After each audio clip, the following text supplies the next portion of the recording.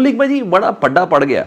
और ये वो जिनकी इतलात थी कि पड्डे बड़े वजनी होने जा रहे हैं, कुछ पुराना स्कोर सेटल किया जावेद लतीफ़ साहब ने ना। और वो स्कोर मैं अभी आगे जाके उसकी तफसील बताता हूँ, वो था शहबाज शरीफ साहब के अगेंस्ट। और उन्होंने शहबाज शरीफ साहब के हवाले से एक प्रेस कॉन्फ्रेंस कर दी, और वो प्रेस कॉन्फ्रेंस पड़ गई है गले। वो कहते हैं कि शहबाज शरीफ साहब वज़ीर आज़म के ओहदे के उम्मीदवार ही नहीं है। यानी उन्होंने कह दिया कि शहबाज शरीफ साहब वज़ीर आज़म के ओहदे के लिए अहल ही नहीं है। और वजह थी वो 16 माह की हुकूमत कि वो डिलीवर नहीं कर पाए एज आ प्राइम मिनिस्टर। जिस तरीके से उनकी कारकर्दगी रही 16 माह की हुकूमत में, वो मुस्लिम लीग नून के कारकुनों के लिए सुबकी का ही बाइस रही।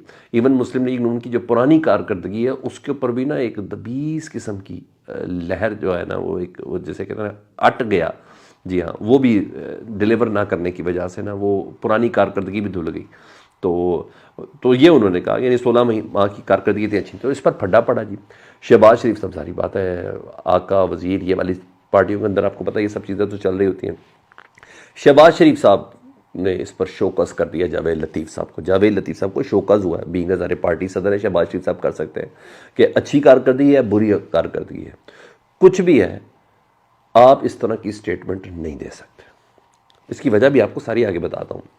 और पार्टी पॉलिसी के अगेंस्ट है आपका ये जुमला कि शहबाज शरीफ साहब वज़ीर आज़म के सिर्फ भाई, मैं अब सारी दुनिया जानती है कि कुछ अर्से बाद शहबाज शरीफ साहब प्राइम मिनिस्टर के अहदेदार हैं। मियाँ साहब एक स्टेप पीछे हो जाएंगे, फिर वो किंग मेकर बन जाएंगे। ये सारी चीज़ें तो अब ज़ुबान ज़द आम हो चुकी हुई हैं, क्योंकि असल जो मामलात इस्टेब्लिशमेंट के साथ चलाने के जो माहिर हैं वो तो शहबाज शरीफ साहब हैं।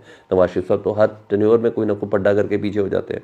तो इस बार यही है कि वो ख्वाहिश भी पूरी हो जाए, वो ज़िद भी पूरी हो जाए चौथी बार वज़ीर आज़म की, और फिर शहबाज शरीफ साहब इन चीज़ों को कंटिन्यू करके चलें। ठीक है, तो पार्टी पॉलिसी होने का अगेंस्ट है, ये तनकीद आप नहीं कर सकता। हुआ ये है कि जावेद लतीफ़ साहब का ना अभी PDM के कोर्ट में दर्जा था वज़ीर का, मगर जावेद लतीफ़ साहब को पोर्टफोलियो कोई नहीं दिया गया था। उस पर इनको बहुत ज़्यादा गुस्सा था, और कि वज़ीर वफाकी वज़ीर तो है मगर किस चीज़ के वज़ीर है ये नहीं पता, तो डेफिनेटली उसकी तकलीफ तो है। तो इस बार और बचे वो किस वजह से, क्योंकि शहबाज शरीफ साहब से उनकी बनती नहीं, क्योंकि वो एंटी इस्टेब्लिशमेंट बहुत ज़्यादा लेके चल रहे थे उस वक्त। तो मरीम नवाज साहब के ग्रुप की वजह से वो थोड़ा बच गया, क्योंकि मरीम अपने अब्बा के साथ बिल्कुल मामला था, तो वो चीज़ें काफ़ी ज़्यादा सेफ कर गई उनको। जावेद लतीफ़ साहब, अब मामला ये है कि अपने भाई के लिए भी, एक तो उनकी टिकट तो है ही है शेखुपुरा से, वो अपने भाई के लिए भी एक नीचे वाली सीट मांग रहे हैं, उसकी टिकट मांग रहे हैं। शहबाज शरीफ साहब उनके भाई की कर रहे हैं मुखालफत, ठीक है जी, और टिकट भी उनका ख़तरे में पड़ गया। तो अब इस मुखालफत के बाद तो बहरहाल इस शोकस का जवाब क्या था, अभी बड़े बड़े शोकस हो रहे हैं, अभी ज़रा ये टिकटें ज़रा क्लियर हो जाए फिर देखिएगा क्या होता। तो जावेद लतीफ़ जैसा बंदा अपने ही साबिक वज़ीर आज़म से मुतल्लिक़ कह रहा है कि ये वज़ीर आज़म का कैंडिडेट नहीं है, तकलीफ़ तो होती है ना।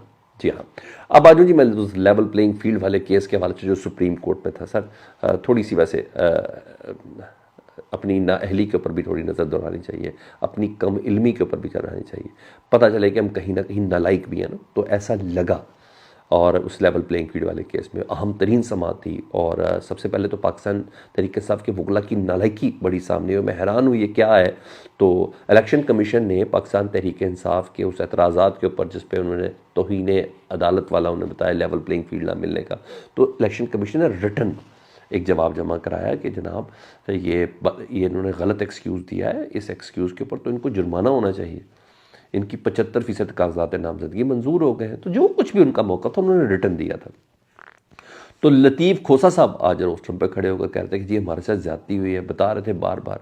तो कानून में तो ये है कि आपको रिटर्न देना है, आपको तहरीर देनी है। अदालती ज़ुबान में तो आपको तहरीर देंगे तो ही बात एक्सेप्टेबल है, वो तभी काबिल कबूल है। तो काजी फाइज साहब को मौका मिल गया जी। उन्होंने कहा जनाब आपकी तहरीर किधर है, आपने उसका जवाब का कोई रिटर्न जवाब दिया है, आपने जो आपका मौक़िफ़ है जिसको लेके आए उसको आपने को रिटर्न दिया है कि क्या है क्या नहीं। तो बार बार कहते रहे, ताकि उनका यही था ना कि आप रिटर्न जवाब दें ताकि हम कोई ऑर्डर कर दें इसके ऊपर। आप मुँह ज़ुबानी बात करें, तो काजी फाइज साहब ने कहा आप लफाजी ना करें हमारे सामने, कोई किसी किस्म की ये सियासी तकरीर ना करें। बल्कि यहाँ तक कह दिए कि मुझे ऐसा लगता है कि पाकिस्तान तहरीक इंसाफ ये सिर्फ तैयारी मुकम्मल ना होने के ऊपर है। उन्होंने कहा मुझे ऐसा लग रहा है पाकिस्तान तहरीक इंसाफ आप चाह रहे हैं कि इलेक्शन मुलतवी हो जाए, यानी इस हद तक कि सिर्फ ज़ुबानी इल्ज़ाम, रिटर्न का है कहाँ है सामने। तो बहरहाल एक अच्छा खासा सीन बना, और यहाँ भी बोला कि क्या 100% कागजात नामजदगी में, जब रिटर्न ही कुछ नहीं तो अदालत कुछ भी बोले। तो काजी फाइजा साहब ने आज बकायदा हुआ तो रिटर्न दे, तो पहले भी तो रिटर्न दिया था ना लतीफ़ खोसा साहब ने, तो चीफ सेक्रेटरी को और आईजी को दोनों को नोटिस हुए थे, तो आज क्यों नहीं दिया उन्होंने रिटर्न? पता नहीं था इन छुट्टियों में वो क्या एंजॉय करते रहे हैं, कुछ समझ नहीं आई। बहरहाल खुद पीटीआई वाले, पीटीआई के सीनियर वकुला तक वो बड़े कह रहे हैं यार क्या कर रहे हैं ये लोग। तो आज कोई अच्छा दिन नहीं था पाकिस्तान तहरीक इंसाफ की क्रेडिबिलिटी और उनके वकला के हवाले से, तो तनकीद बड़ी ज़बरदस्त हो रही। बहरहाल अब बरोज़ पीर, उन्होंने पूछा आपको कितने दिन तैयारी की चाहिए, उन्होंने कहा जी जुमरात कर दें। उन्होंने कहा दिन कितने चाहिए, उन्होंने कहा 2 दिन। यानी बड़ा ऐसा तमाशा ही बना रहा। लतीफ़ खोसा साहब की तरफ से तो समझ नहीं आई, और दूसरा शुएब शाहीन साहब भी थे, उनको भी कोई अकल नहीं, मुझे समझ नहीं आई कि क्या किया उन लोगों ने। बहरहाल तो बहरहाल उन्होंने कहा कि बरोज़ पीर तक इलेक्शन कमीशन ने जो आपको जवाब जमा कराया है अदालत में, उसका जवाब आप जमा कराए। अगर आज जवाब जमा किया होता पाकिस्तान तहरीक इंसाफ के वकला ने, तो पीर तक यानी 1 हफ्ते बाद तक की तारीख 15 जनवरी उसकी तारीख ना मिलती। तो वो थोड़ी इनको अपनी अदाओं पर भी गौर करना बहुत ज़्यादा ज़रूरी है। हाँ, काजी फाइज़ साहब के चैम्बर में भी गुफ्तगू हुई हामिद खान साहब की, फिर रोस्टरम पे भी गुफ्तगू हुई, मुलाकात हुई, जिसमें उन्होंने बताया कि बल्ले का निशान वाला जो केस है वो मुकर्रर कर दें, क्योंकि अब वक्त बचा नहीं है। तो 12 तारीख को हर हालत में निशान उम्मीदवारों को टिकट पर अनाउंस करने, तो हमारा ज़रा ये देख लें। तो काजी फाइज़ साहब ने थोड़े बहुत करने के बाद उन्होंने कहा ठीक है। रोस्टम पर भी आके हामिद खान साहब ने बात बोली, तो काजी फाइज़ साहब ने कल के लिए वादा किया, यानी कल या परसों 2 दिन के अंदर अंदर यानी ये केस लगा लेंगे। तो ये तो ख़बर एक अच्छी है। तो पूछा काजी साहब ने आप किस हुक्म के खिलाफ, उनका पेशावर हाई कोर्ट के हुक्म के खिलाफ आए, जिसमें उन्होंने बल्ले का निशान वापस ले लिया। तो इलेक्शन कमीशन ने जो हुक्म दिया था उसके ऊपर सिंगल बेंच ने स्टे दिया था, और फिर डीबी बेंच ने वापस लिया था, क्योंकि उस डीबी बेंच जो हाई कोर्ट का फैसला है उसके खिलाफ हम आए। तो कल नहीं तो 10 जनवरी को बहरहाल उम्मीद बड़ी है। और मैं आपको बता दूं, बल्ले का निशान मिल जाएगा, बल्ले का निशान मिल जाएगा, ठीक है। और हाँ, थोड़ी तैयारी अच्छी करके हैं तो अच्छी बात है। तो हाँ, नाहली वाले केस का जो है कि 5 साल की ये ताहयात है, आज उसका भी मुमकिन तौर पर जो महफूज फैसला है वो सुनाया जाना है। 9 मई के हवाले से जी आपको पता है ना कि अचानक आने के 4-5 महीने बाद अनवारुल हक काकड़ साहब ने काबीना की कमेटी बनाई है। तो आज उस कमेटी की तहकीकाती कमेटी का, जिसमें वज़ीर कानून उसको लीड कर रहे हैं, हेड कर रहे हैं, आज उसका पहला आगाज़ है सेशन का जी। और आज TORs तय हो रहे हैं उस पर, और मुतल्लिक़ा इदारों को जो नोटिस जारी है वो है, क्योंकि 2 हफ्ते का टाइम है। 2 हफ्तों के अंदर इस कमेटी ने फैसला करना है सानिया 9 मई का ज़िम्मेदार कौन था, उसका कल्प्रेट कौन था, उसका मंसूबा साज कौन था, और उसका मास्टरमाइंड कौन था। ये तमाम का फैसला ना 2 हफ्तों के अंदर होना है, ठीक है जी। और आप इसको इतना आसान ना लें, क्योंकि ये काबीना की कमेटी है, तो काबीना की कमेटी की से बड़ी मैटर करती है।